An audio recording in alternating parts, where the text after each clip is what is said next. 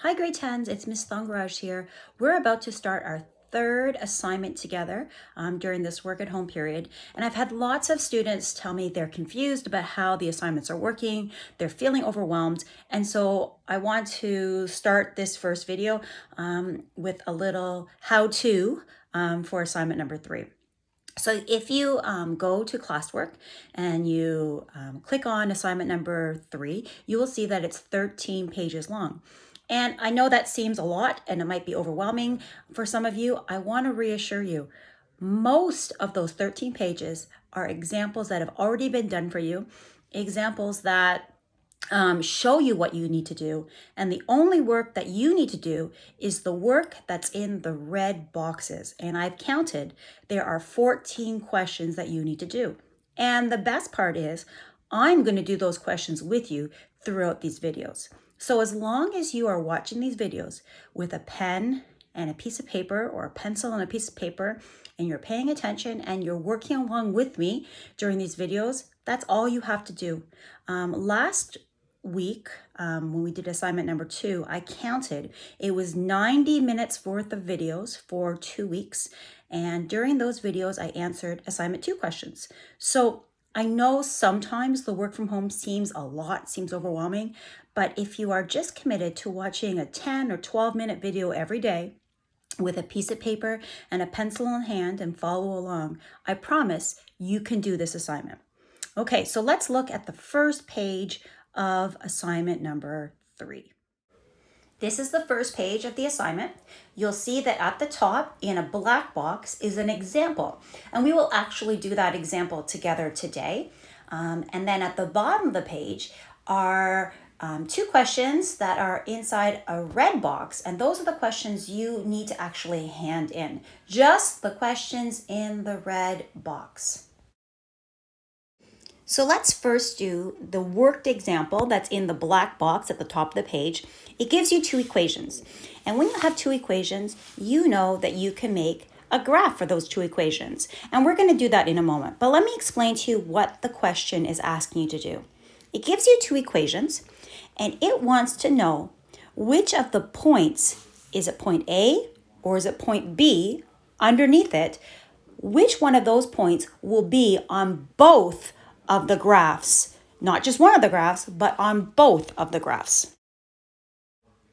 So in the last picture, we had 2 equations, which represented 2 lines. Now we have 2 points. We have point A and point B. The question is asking, solve the system of equations. That means which one of these 2 points can you find on both of the lines, not just one of the lines. So what I'm going to do is I'm going to use Desmos. And it's still, you might be confused, that's okay. But when we see it on Desmos, it's going to make more sense. So I've gone to Desmos, and you can do this at home. I've entered the 2 equations.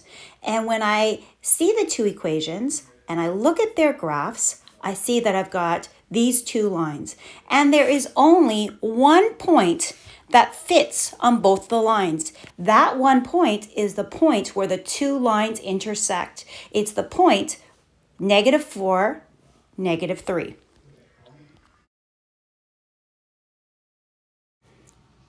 You might ask, what about the point -2, -1?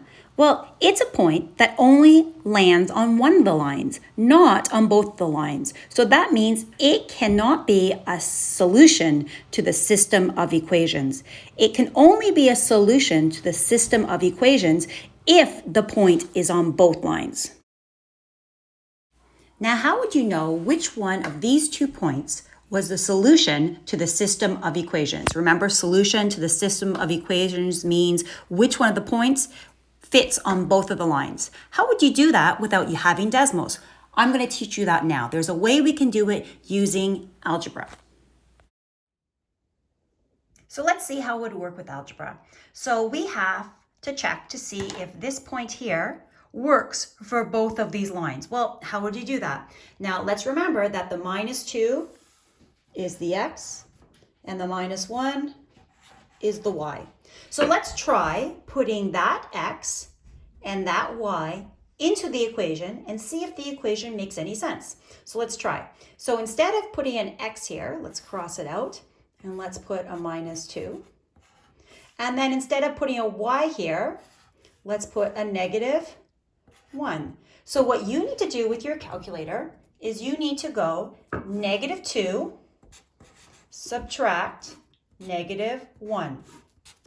You're going to check to see what that gives you. If you had a calculator and you used it correctly, -2 subtract -1 would give you -1. And that's exactly what you want it to give you. So that means that that point works for the first line. Now let's see if it works for the second line. Okay, so we're going to take this equation, my x, I'm going to cross off my x here. I'm going to put -2. My y is, cross it off, -1. So I have 2 times -2 subtract -1. Now we want to use our calculator and see what we get when we do that. If you do that, it gets 2 times -2 is -4. -4 subtract -1 is actually -3. Are these two the same? No, they're not the same. So since they are not the same, that means that this point here does not work for the second line. That's why when we looked at the picture of Desmos, the point -2, -1 was only on one line. Look at the graph again. You can see that that point, -2, -1, only worked for the red line, not for the blue line. However, when you look at the point -4, -3, it's sitting on both the lines, on the blue line and on the red line, where those two lines intersect. So that means when we do the same sort of algebra we did for -2, -1, both of the equations should work out perfectly. Let's try now. So let's do this math together.